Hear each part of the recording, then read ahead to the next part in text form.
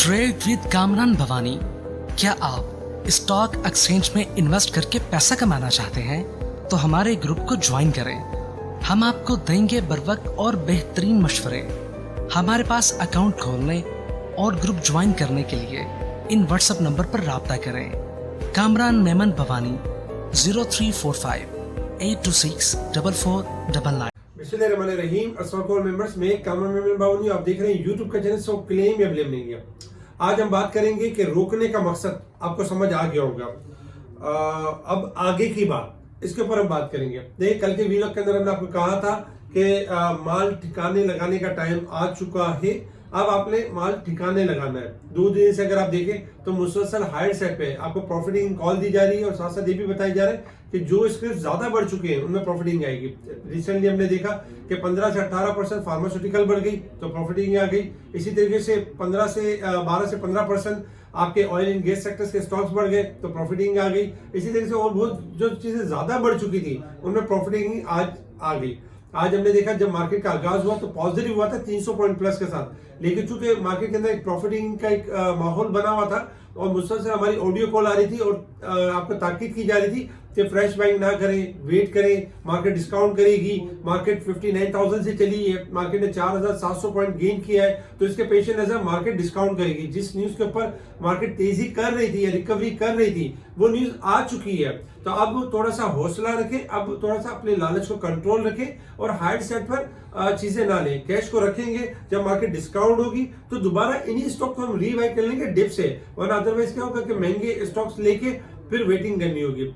Market 316 point plus तक गई, 63,622 का हाई लेवल देखा, लेकिन 63,700 का जो मार्केट का कल का जो हाई था वो ब्रेक नहीं हुआ और ये भी इंडिकेट कर रहा था कि मार्केट के अंदर प्रॉफिटिंग है। हमने देखा कि मार्केट में गिरावट हुई 250 पॉइंट तक की और मार्केट फाइनली क्लोज रही 86 पॉइंट माइनस के साथ 63,219 के करीब तकरीबन। देखा जाए तो मार्केट में आज यूं तो पीछे 86 पॉइंट माइनस हुए, लेकिन 223 कंपनियां माइनस, 111 कंपनी पॉजिटिव। लेकिन जिस तरह स्टॉक्स माइनस हुए इस तरह लगता था कि पॉइंट्स बहुत ज्यादा माइनस हुए, क्योंकि कॉर्नर स्क्रिप्ट आपके परफॉर्म कर रहे थे, जिसकी वजह से जो रेगुलर स्टॉक थे वो बढ़ नहीं पा रहे थे।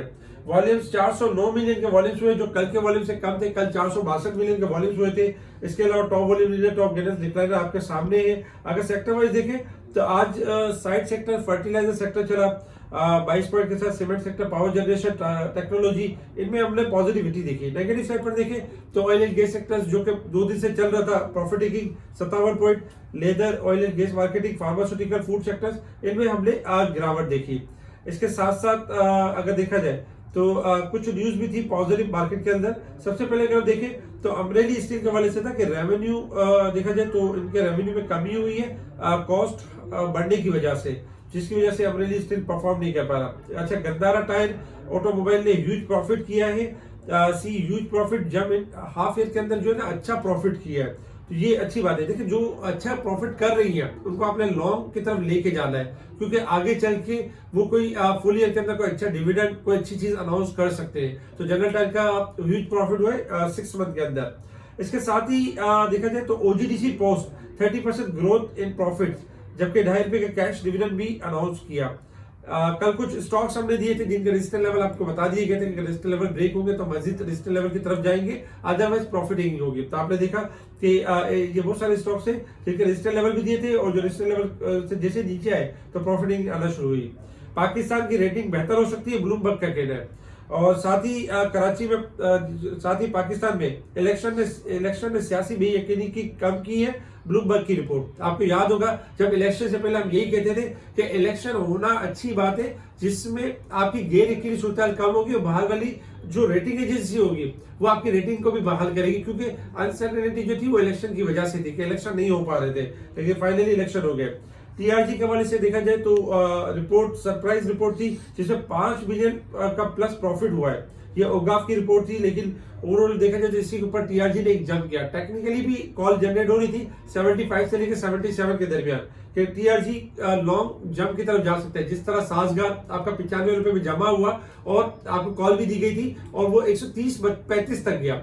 इसी तरीके से टीआरजी 95 पे जमा हुआ है सॉरी टीआरजी जो जमा हुआ है 75 के करीब जमा हुआ है, और टीआरजी आपका आने वाले दिनों में 85, 90, 95 और 116 तक भी जा सकता है। स्टॉप लॉस होगा 75, अगर 75 तोड़ेगा तो ये टारगेट्स अचीव नहीं होंगे। एवंसियन भी लॉन्ग तेजी के ऊपर है, 57, 60, 65 जा सकता है, लेकिन 53 स्टॉप लॉस है, अगर ये तोड़ेगा तो ये टारगेट्स अचीव नहीं होंगे।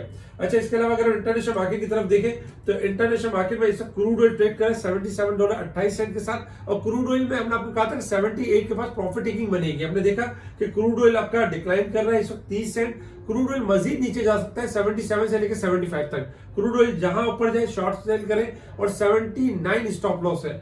जबकि गोल्ड सिल्वर में अगर हम देखें तो गोल्ड सिल्वर अपना बॉटम बना चुके, गोल्ड आपका रिबाउंड कर सकता है और सिल्वर भी आपका रिबाउंड कर सकता है।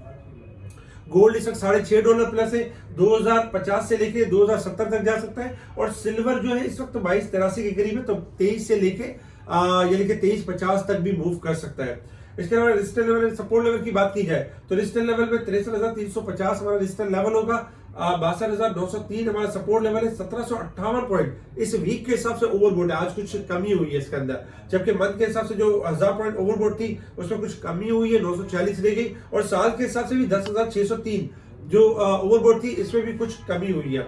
ओवरऑल अगर देखा जाए तो मार्केट पूरे साल के हिसाब से दिसंबर एंड तक जो क्लोजिंग आनी चाहिए तो उस हिसाब से ओवरबोट है मार्केट।